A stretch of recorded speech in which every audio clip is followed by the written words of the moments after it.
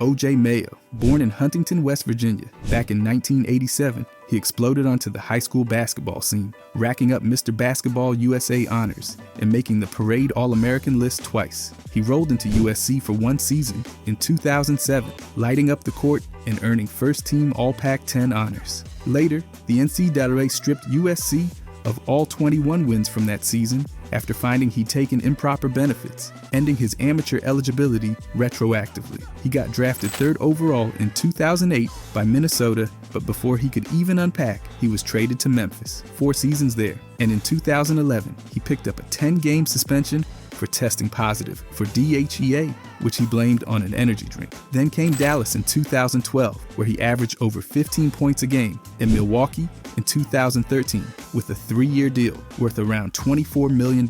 By March 2016, he was sidelined for the season after fracturing his ankle in a fall at home. On July 1st, 2016, things really shifted. The NBA dropped a dismissal and disqualification on him for violating the league's anti-drug program. They kept the exact reason private, but his name went down as the first player in a decade to get that kind of penalty. Once the NBA door closed, he packed his passport. Puerto Rico in 2018 was short-lived, but Taiwan's SBL saw him shine as an all-star and scoring leader. China's NBL and the ASEAN Basketball League followed. Then in 2020, he hit the CBA with Liaoning Flying Leopards, averaging over 28 points and dropping a career-high 48 in a game. Russia's VTB United League came next with UNICS Kazan, where he nailed a buzzer beater in triple overtime. From 2022 to 2024, he played in Egypt's Super League with Zamalek SC. By March 2024, Mayo switched from scoring buckets to shaping future players. He returned to Liaoning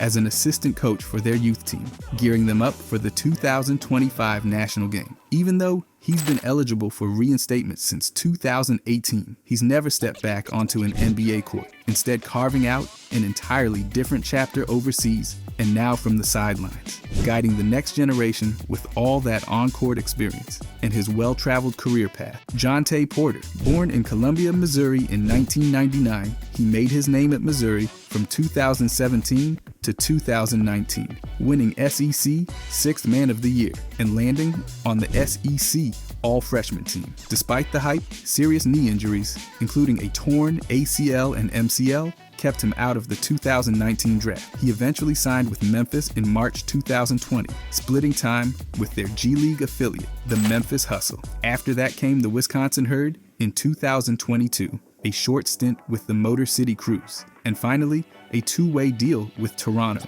bouncing between the Raptors and Raptors 905. Over his NBA run, he played 37 games, averaging just under 4 points, around 2.5 rebounds, and over 1.5 assists per game. Then came April 17th, 2024, when the NBA dropped a lifetime ban on him for gambling violations. The league said he bet on NBA games, passed insider information to gamblers, and even manipulated his playing time to swing bets. Between January and March that year, he placed at least 13 wagers ranging from $15 to $22,000 through another person's account, winning about $22,000 overall. The most infamous moment was March 20th, when he revealed his health status to bettors, then left a game early pretending to be sick to help an $80,000 parlay, one that could have paid out $1.1 million, but it lost. Things didn't stop with league discipline. On July 10th, 2024, Porter pled guilty to conspiracy to commit wire fraud. He was released on a $250,000 bond while awaiting sentencing, set for December 18th, 2024,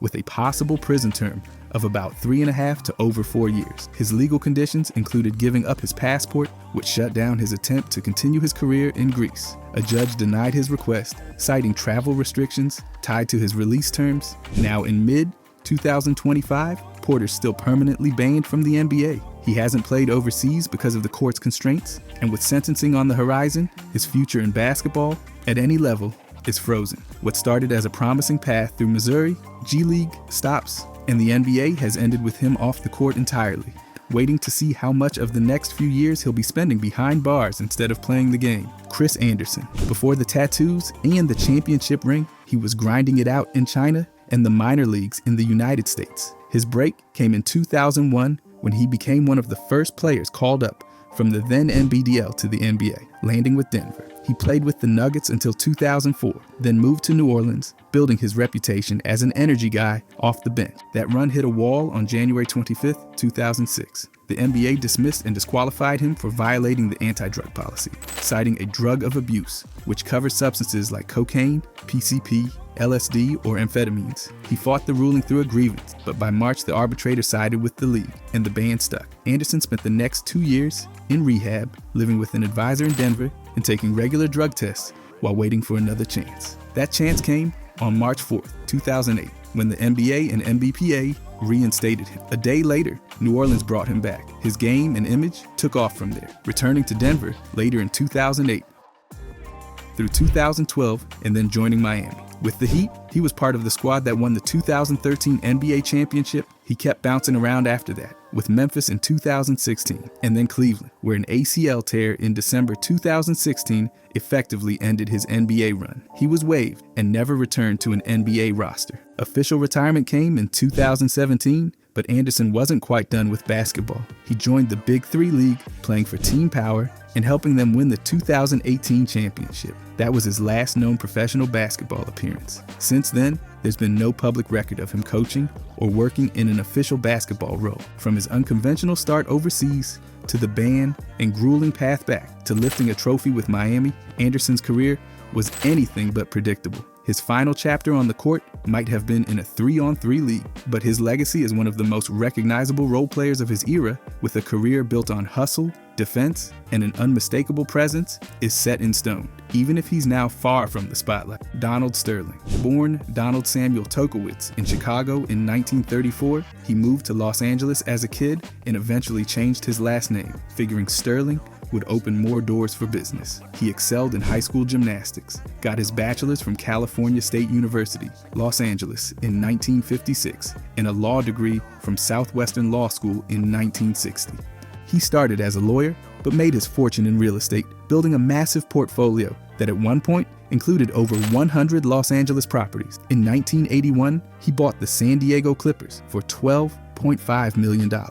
By 1984, he moved them to Los Angeles without league approval, earning himself a large fine that he later got reduced through a lawsuit. Over the next 3 decades, the Clippers under Sterling became known more for losing than winning, inconsistent seasons, some of the worst records in sports, and a reputation for frugality shaped his ownership. Stories circulated about him advising players to tape up injuries instead of paying for proper trainers, fueling the view that he was one of the league's poorest performing owners. Everything unraveled in April 2014 when recordings surfaced of Sterling making racist remarks about black associates of his companion, V. Stiviano. Public backlash was swift, and the NBA hit him with a lifetime ban and a $2.5 million fine, the league's maximum penalty. His wife, Shelley, soon moved to have him declared mentally unfit to manage their affairs, paving the way for the sale of the Clippers to Steve Ballmer for $2 billion.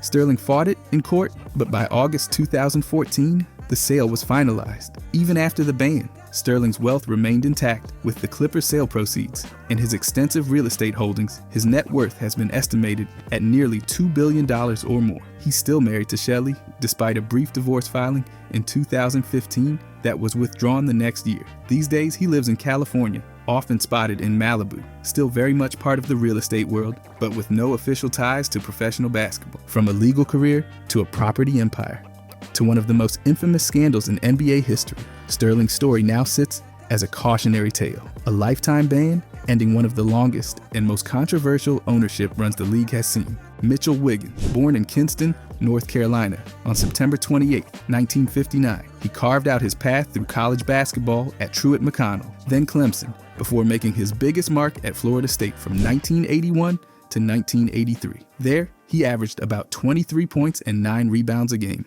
setting himself up for the pros. In the 1983 NBA draft, he was picked 23rd overall by Indiana, but his rights were traded to Chicago. He played his rookie season with the Bulls before moving to Houston in 1984, where he stayed until 1987. That year brought a major turn.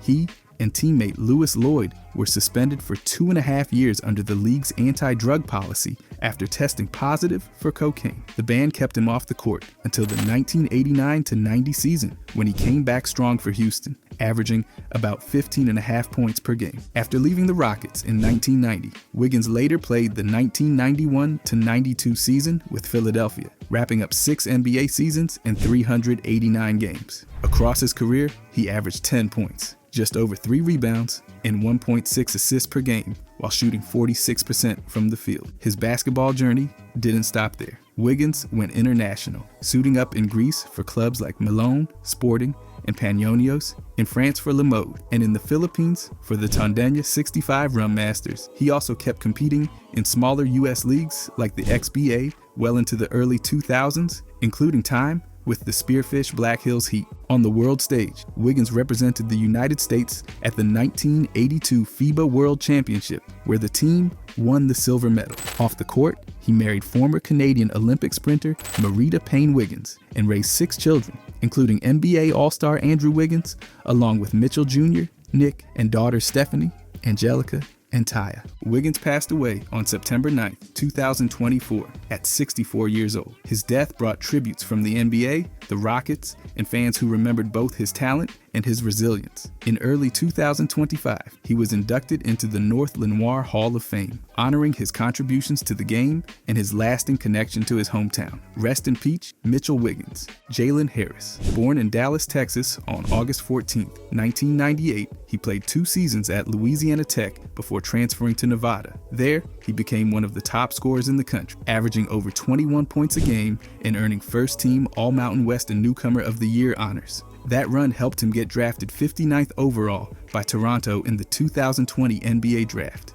In his rookie season with the Raptors, Harris saw action in 13 games, averaging 7.4 points, 1.4 rebounds, and 1.3 assists, while shooting 50% from the field and over 47% from 3. Then came July 1st, 2021, when he was dismissed and disqualified from the NBA under the league's anti-drug program. As a first-year player, he could apply for reinstatement after 1 year, and on August 16, 2022, the League and Players Association approved his return. Harris's career since has taken him far beyond the NBA. In 2021-22, he played for Vanoli Cremona in Italy's top league. He then joined the Scarborough Shooting Stars in Canada's CEBL before briefly signing with the New York Knicks and playing with their G League affiliate, Westchester. In 2023, he returned to Scarborough, then moved to the Windy City Bulls, where he averaged over 12 points per game and had a standout 50-point performance. In 2024, Harris signed with Leones de Ponce in Puerto Rico's BS10,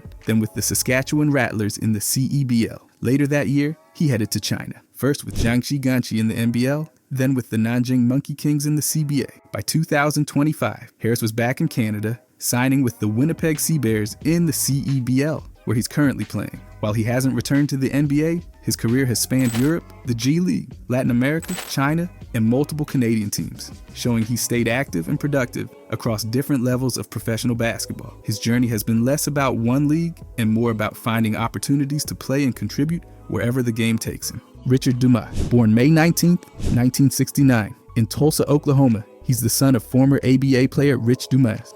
After starring at Oklahoma State, he was drafted 46th overall in the 1991 NBA Draft by the Phoenix Suns. Before he could play his first NBA game, Dumas was suspended for violating the league's substance abuse policy, missing the entire 1991-92 season. During that time, he went overseas and played for Hapoel Holon in Israel. When he finally debuted in 1992-93, he made an immediate impact. 48 games, 32 starts, averaging about 15.8 points and 4.6 rebounds while shooting over 52%. He helped Phoenix win 62 games and reach the NBA Finals that year.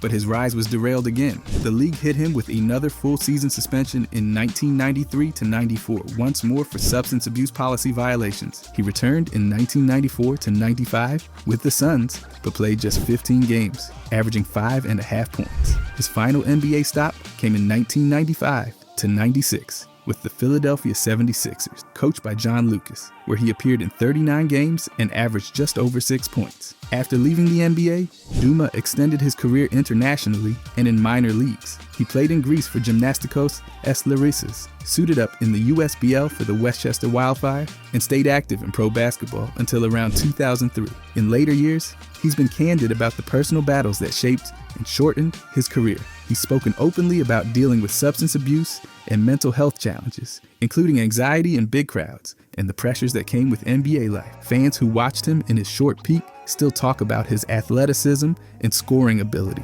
especially his performance in the finals. Many believe he could have been a long-term difference maker in the league. Dumas' story stands as one of talent met with real struggles, a player who briefly shined at the highest level, lost years to suspensions, and then found his way through basketball around the world before stepping away from the game for good. Roy Tarpley, born November 28, 1964 in New York City, he played high school ball at Cooley High in Detroit before heading to the University of Michigan from 1982 to 1986. At Michigan, he averaged just over 13 points, nearly 8 rebounds, and more than 2 blocks per game, earning All-American honors and being named Big Ten Player of the Year in 1985. Dallas picked him 7th overall in the 1986 NBA draft, and he made the All-Rookie First Team right away. By his second season, he was 6th Man of the Year, averaging 13.5 points and nearly 12 rebounds. He stepped up even more in the 1988 playoffs, putting up almost 18 points and 13 rebounds a night while helping the Mavericks reach the Western Conference Finals. Off the court, problems started early. He admitted in 1987 to struggling with alcohol and cocaine. In 1989, a DWI arrest led to a suspension. After a short reinstatement in 1990, more incidents, including additional DWIs and refusing a drug test, led to a lifetime ban in October 1991. The NBA reinstated him in 1994, and he signed a 6-year, $20 million deal with Dallas. But by December 1995, another violation tied to alcohol brought a permanent ban. From there, Tarpley played overseas in Greece, Cyprus, Russia, and China, as well as in U.S. minor leagues like the CBA and USBL, before retiring in 2006. In 2002, he tried to work his way back, training with Coach John Lucas in Houston and drawing interest from NBA teams, but no deal materialized. In 2007, he sued the NBA and Mavericks under the Americans with Disabilities Act, claiming his addiction was a disability and that he'd followed testing requirements. The case was settled in 2009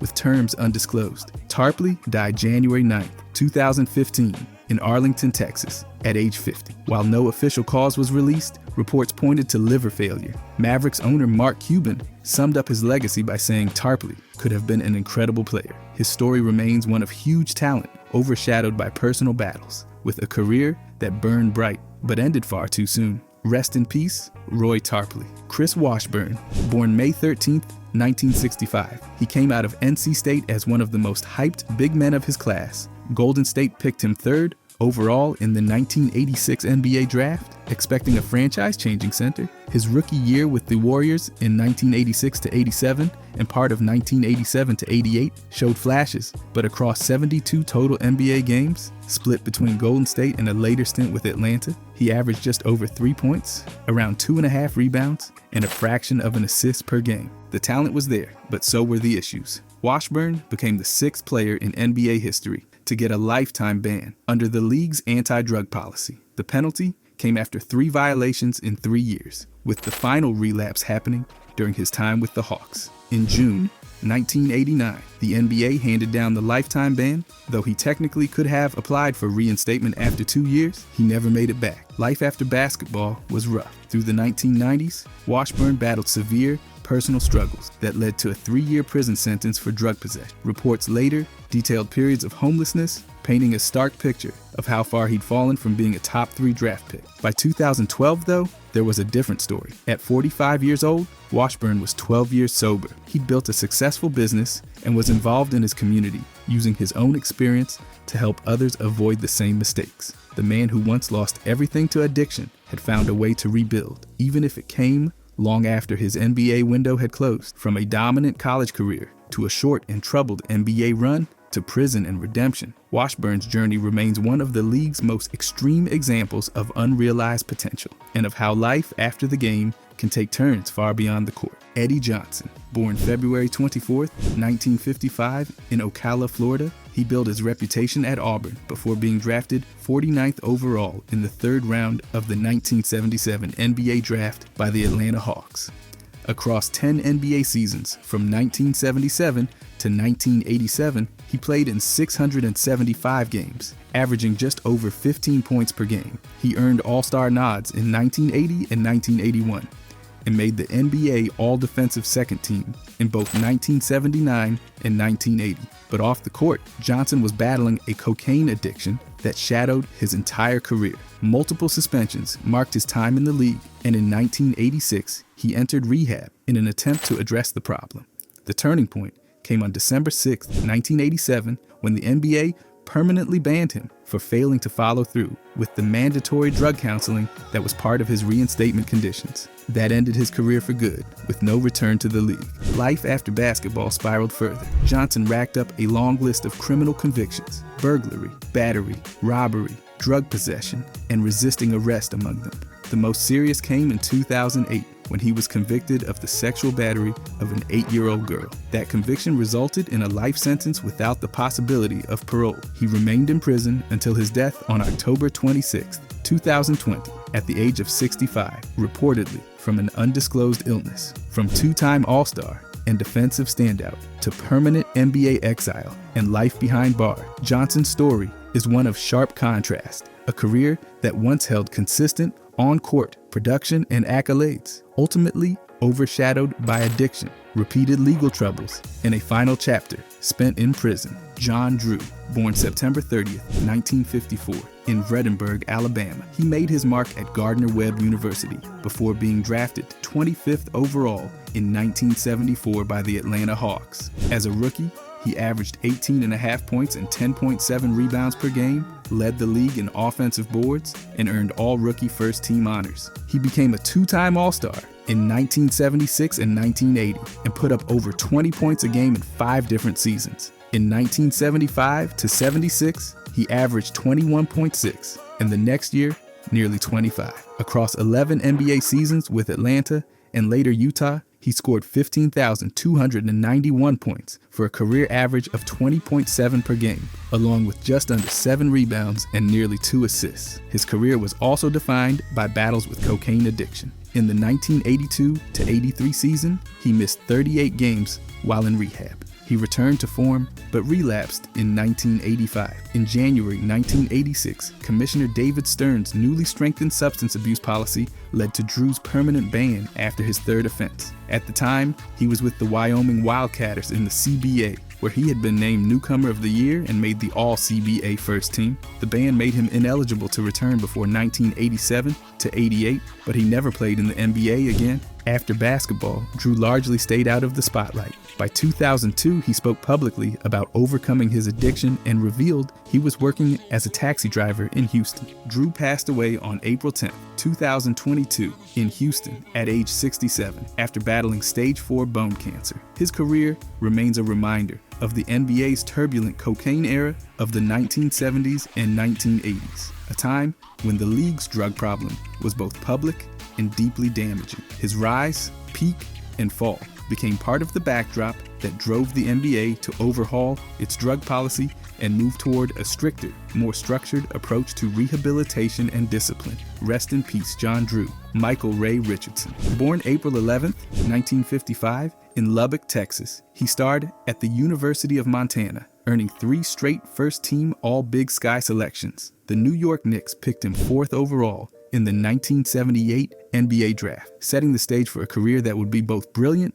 and turbulent. In 8 NBA seasons with the Knicks, Warriors, and Nets, Richardson became a 4-time All-Star. He led the league in assists in 1980 and topped the steals leaderboard 3 times. Twice he made the NBA All-Defensive First Team, and in 1985, he was named Comeback Player of the Year after battling back from earlier substance issues. The comeback didn't last. On February 25, 1986, Commissioner David Stern issued him a lifetime ban under the NBA's drug policy after 3 failed tests. That made Richardson the first active player to receive that penalty. He was technically eligible to return later, but he never played in the NBA again. Instead, he built a new chapter overseas and in the minor leagues. In the CBA, he won a title with the Albany Patroons in 1987 to 88. In Europe, he starred for clubs like Virtus Bologna, Livorno, Olympique Antibes, and Cholet, winning the FIBA European Cup Winners' Cup in 1990 and the French Pro A Championship in 1995. After retiring as a player,